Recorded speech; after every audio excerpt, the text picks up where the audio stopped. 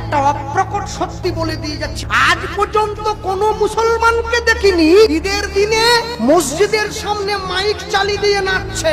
আজ পর্যন্ত কোন খ্রিস্টানকে দেখিনি যিশু খ্রিস্টের জন্মদিনে মুরগি কেটে পুকুরের কোনায় বসে খাচ্ছে। কালী পূজার বিসর্জনের দিন হিন্দুকে দেখেছি মাকে টলিতে তুলে দিয়ে মদ খেয়ে নাচতে নাচতে যাচ্ছে, বলে আসছে বছর নাকি আবার হবে। ভাই তাড়াতাড়ি এই ভিডিওটি শেয়ার করে রাখেন যাতে করে সকল মানুষের কাছে এই বার্তাগুলো পৌঁছে যায়। আমার বাড়ির পাশে একটু দূরে একটা মসজিদ আছে, আমি ভালো করে ঘড়ি ধরে মিলিয়েছি, সেটা দিনে 5 বার নামাজ পড়ে মুসলমান। ভোর 5টায়, দুপুর 12টায়, বিকেল 3:30টায়, বিকেল 5টায়, সন্ধ্যে 7টায়। একদিন, দুদিন, 3 দিন, 1 সপ্তাহ মিলিয়েছি, নামাজের সময়টা 1 মিনিট এদিক ওদিক হয়।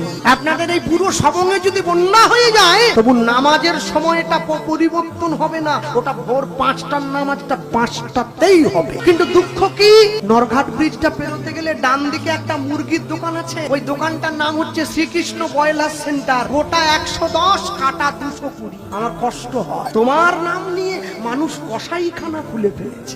1 মাস ওরা রোজা পালন করে, সকালবেলা সূর্য ওঠার আগে মুখটা ধুয়ে নেয়, একটুখানি খেয়ে নেয়, সারাদিন উপবাস না খেয়ে থাকে, সন্ধ্যেবেলা একটু জল আর খেজুর খেয়ে উপবাসটা ভঙ্গ করে। পরে কি খাবে সেটা বড় কথা নয়, 1 মাস তো পালন তো করে। আর আমার বাড়ির মা বোনেদেরকে বললে কি গো একাদশী করবে না, বলে না এবারটা হবে না, পরের বারটা হবে। আমি কি একাদশী? বাকিরা সবাই দোষী, সবাইকে নিয়ে মরবো। ওরা সময় করে নামাজটা পড়ে, আর আমার বাড়ির মায়েরা বোনেরা সময় করে পরনিন্দা পরচর্চা নিয়ে ব্যস্ত হয়ে থাকে। একটা অপ্রকট সত্যি বলে দিয়ে যাচ্ছে, আমি জানি না আমার কণ্ঠস্বর মাইকের মাধ্যমে কত দূর পর্যন্ত যাচ্ছে। আজকে আমার আপনার বাড়ির পাশে সবং, তেমাখানি, ওইদিকে কি সবার এড়াল, বুড়াল, খেপাল যা আছে, আমার রাধামনপুর, পুরুলিয়া, বাঁকুড়া, মেদিনীপুর, মুর্শিদাবাদ, আমার আপনার বাড়ির পাশে আপনারা যে মুসলমান ভাইদেরকে দেখছেন, এই মুসলমানরা কেউ আরব থেকে আসেনি, এরা কেউ ইরাক থেকে আসেনি। আরবের মুসলমান বাংলা বলতে পারে না, ইরাকের ইসলামরা বাংলা বলতে জানে না। দেখবেন এরা আমাদের মতো বাংলায় কথা বলছে, বাঙালির সঙ্গে অনেক রীতিনীতিতে মিল আছে এদের। তাহলে বলুন এরা কি করে মুসলমান হয়ে গেল?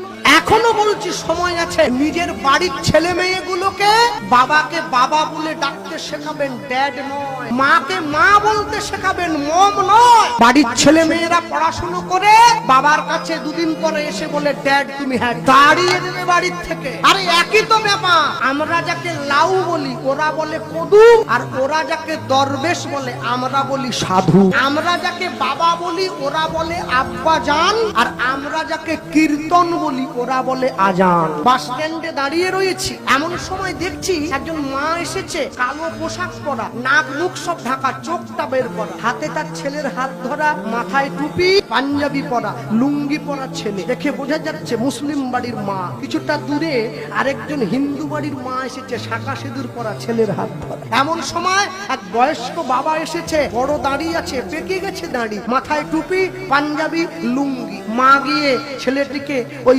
ভদ্রলোকের সামনে গিয়ে বলছে, বাবা মৌলভী সাহেব এসেছে, সেলাম আলাইকুম বলো। দেখুন মা শিক্ষা দিচ্ছে, মা হচ্ছে সংসারের গাছের গোড়া। মা যখনই শিক্ষা দিল, ছেলে গিয়ে বলছে সেলাম আলাইকুম। আর ওই মৌলভী সাহেব ছেলেটাকে বুকে জড়িয়ে ধরেছে, বাবা দীর্ঘজীবী হ, ওয়ালাইকুম সালাম। আর এমন সময় হিন্দু বাড়ির ছেলেটা কাঁদছে, কুড়কুড়ি খাবে, ওর মা দূর থেকে আমার দিকে আঙুল বাড়াচ্ছে, ধুতি পরে আছে। ওর মা ওই ছেলেটাকে শেখাচ্ছে, আর একবার যদি কাঁদিস, ওই দেখ হিন্দু ধর্মের একটা বৈষ্ণব দাঁড়িয়ে আছে, ওকে ধরিয়ে দেব, ঝোলায় করে পুড়ে নিয়ে বাড়ি চলে যাবে। আমি অবাক হয়ে গেলাম, এই তো আমার দেশ। এক ধর্মের মা শেখাচ্ছে তার ধর্মের সাধুকে দেখলে ভালোবাসবে, আরেক ধর্মের মা শেখাচ্ছে বৈষ্ণব দেখলেই পিটাবে। কি উন্নতি হয়েছে দেশটার। এই দেশের আশা করিনি আমরা ভারত আবার জগৎ সভায় শ্রেষ্ঠ আসন লবে। কবে? যেদিন মানুষের সঙ্গে মানুষের গান হয়, প্রাণের সঙ্গে প্রাণটা মিশে যাবে। আমাদের বাড়ির থেকে একদম সামনে দুটো 3টে বাড়ির পরে একটা মুসলমান বাড়ি আছে, ওদের বাড়িতে 2 ছেলে আছে, বড়টার নাম রোহিত, ছোটটার নাম সোহেল। আমি যখন বাড়িতে মাঝে মাঝে পদটা গাই, তা দরজার বাইরে দাঁড়ায়, কিরে কি শুনেছিস? দাদা আরেকবার গাও দেখি, ওরা পড়াশোনা করছে, শিক্ষিত ছেলে। আর এইটা শুনবে? বলে হ্যাঁ, ওই গানটা আমাদের বড্ড ভালো লাগে। আমি অবাক হয়ে যাই, ওরা মুসলমান হয়ে হিন্দু ধর্মের ভগবানের ভাষা বুঝে গেল, আমি বাঙালি হয়ে ঘরে দরজা দিয়ে বসে টিভি সিরিয়ালটা চালিয়ে। তাই তো আমার সঙ্গে ওদের তফাৎ। ভগবানের প্রসাদ পেতে বসেছে, সেইখানে পর্যন্ত পরের আলোচনা করছি। এ প্রসাদ মানে শুধু পেট ভরানো, আর কিছু না।